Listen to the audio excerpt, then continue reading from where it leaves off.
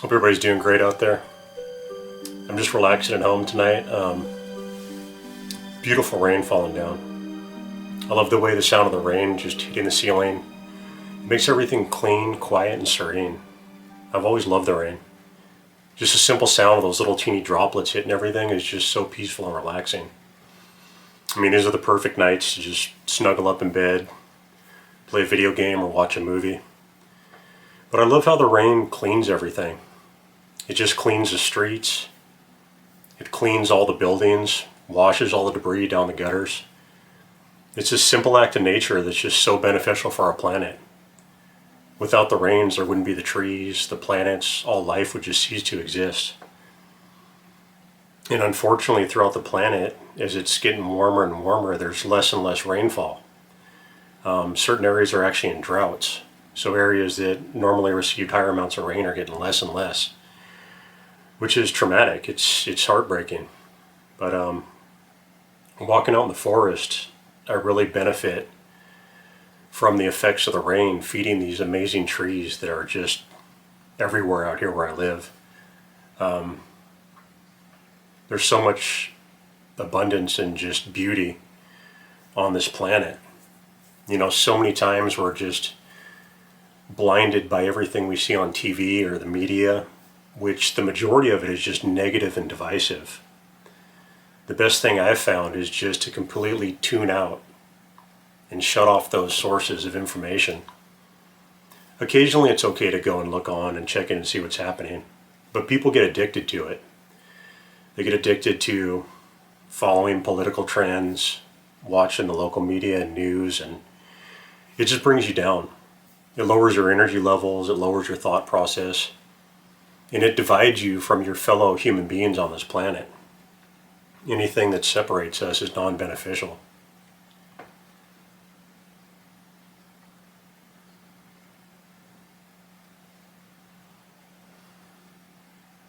Yeah, I love those sounds. Right now, there's just the little pitters and drops of small rain droplets bouncing across the roof.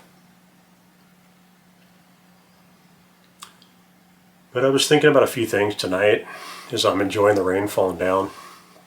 And one of the things, I was watching some sci-fi shows and the concept of aliens came into, my thought process, and I started wondering, do most people actually believe in aliens?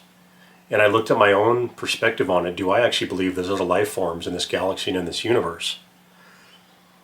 Well, there's an equation that was done years ago. It's called Drake's equation. And what Drake's equation did, it basically took every planet, every star that's known throughout the universe. And each of these stars are heat sources. They're similar to the sun. So basically the sun's the heat source that makes biological life grow on the planet Earth. Now, if every one of these stars is a possible heat source that we can see through telescopes and with our own naked eyes, Drake's equation stated that it's a high probability and likelihood that other life forms exist because of the amount of stars throughout the universe.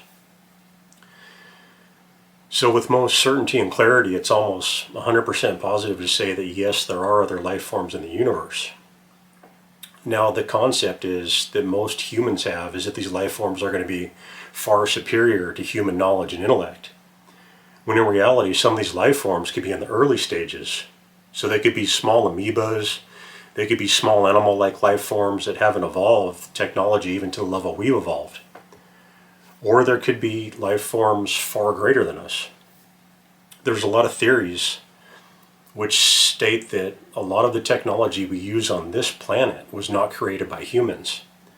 The technology of cameras, touchscreens, nuclear power, these were things that were given to us from alien species who basically want to help the evolution of the Homo sapiens, and they introduced technology at intervals as we slowly advance towards reaching the next levels. One of the things that have kept us as a species from reaching the higher levels is our divisive nature. And the reason we're so divisive, it's inherent in our sexual reproductive tendencies. In other words, the alpha male dominance overpowers other males around him for the right to breed with females. And this was the early caveman types of our species. But this behavior has not left as we've evolved technologically. So we now have drones, we have computers, we have satellites, but our sexual aggressive tendencies are still embedded in our societies. So now instead of a caveman hitting a guy with a club, now we have leaders of a nation doing drone strikes or attacking other countries and continents, or people arming themselves and killing people they don't agree with. So we're still extremely divided on this planet. And we need to overcome anything which divides us is no longer beneficial at this point in time.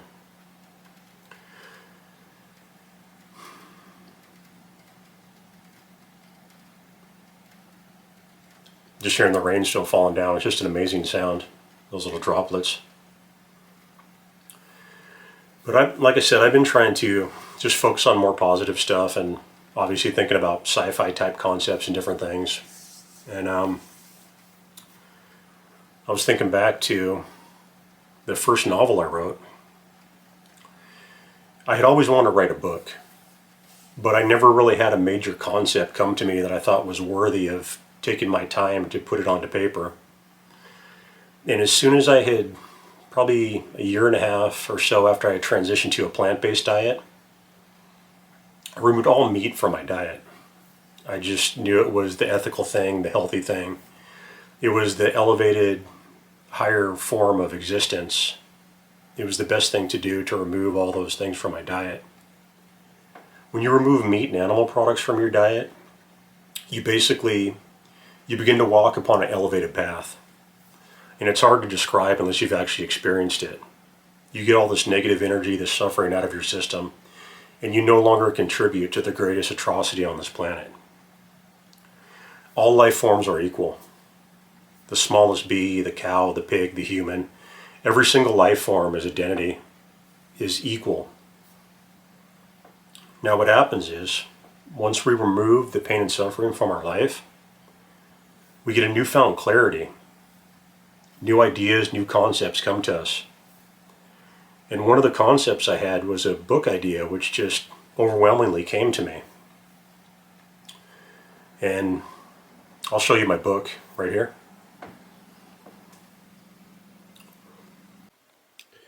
The name of the book is Animal Lex Talionis. And Lex Talionis is a Latin word which actually means the law of retaliation.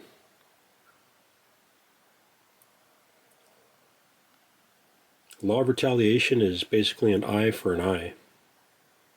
Whatever you do to another life form comes back to you.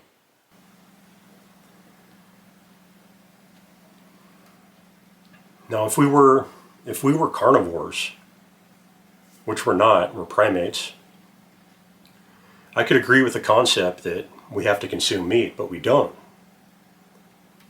Our body's digestive system does not have the chemicals and enzymes to break down cholesterol and saturated fat. When lions eat meat, their bodies break it down naturally. They don't have to worry about salmonella poisoning and these other factors because their body has natural chemicals in their stomach that break it down. When humans eat meat, we store it in our arteries, which leads to strokes and heart attacks, the number one cause of death of humans on the planet. So when I embarked upon my plant-based journey, the concept for my book just came to me. And this also correlates with the idea I was talking about earlier of alien life forms. So my book took the concept of alien life forms, the highest level beings in existence.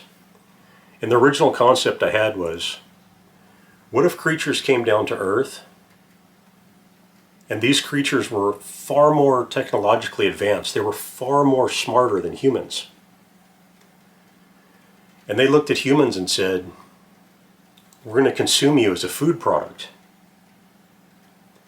And they look at the humans and say, based on what you've done to other life forms, we'll either spare you or we'll consume your species. Now these aliens are so far beyond us technologically, they're basically how humans are technologically compared to cows. So it's the next level up.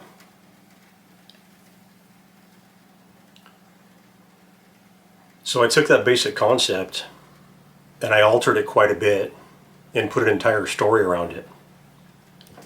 And my story basically follows a romantic couple that are involved in the animal rights movement, and they have two very different ways on how to go about it.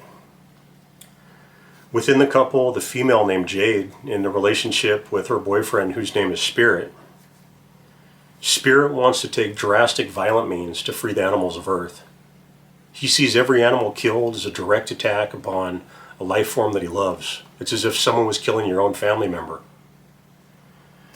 Now, to make his matters even worse for Spirit, he's actually linked.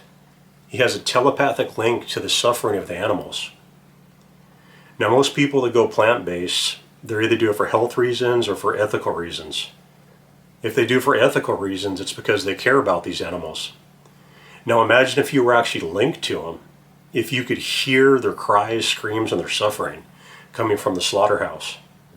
And that's a lot of suffering and lives being taken out of existence. When they estimate 64 billion land animals killed a year, 1.7 trillion total life forms taken out if you count aquatic life into that ratio, it's a huge number of life taken out.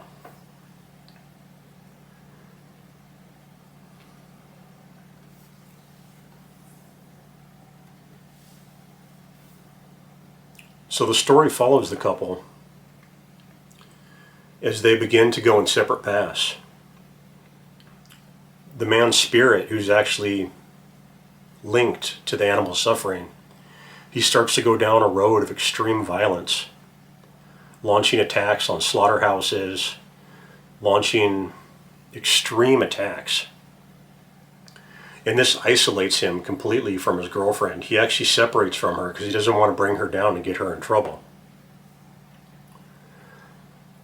There's another aspect to the story, though. There's life forms called the highest level beings. They actually come down to Earth and intervene in what's happening on this planet. And essentially in the story, they put the entire human species on trial. And within the book, an elaborate trial takes place where humans try to argue how it was okay for them to eat meat, how they knew they were hurting life forms, but that it was essential. And the counter argument is, you don't need to kill these life forms to be happy, healthy, and strong. You're hurting life forms, you're destroying your planet, you're destroying your health, and it doesn't have to happen.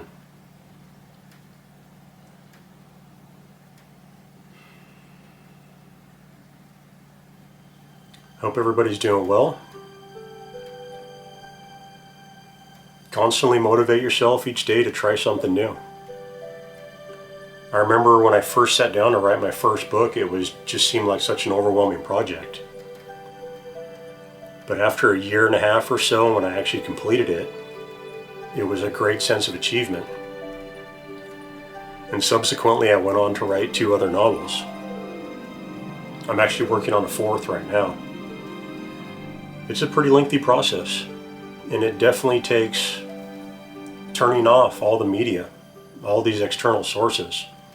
It definitely takes disconnecting from your television, your shows, disconnecting from your phones, disconnecting from your video games. Instead of always watching someone else's creations, instead of always consuming someone else's ideas, why don't you take the time and create something of your own?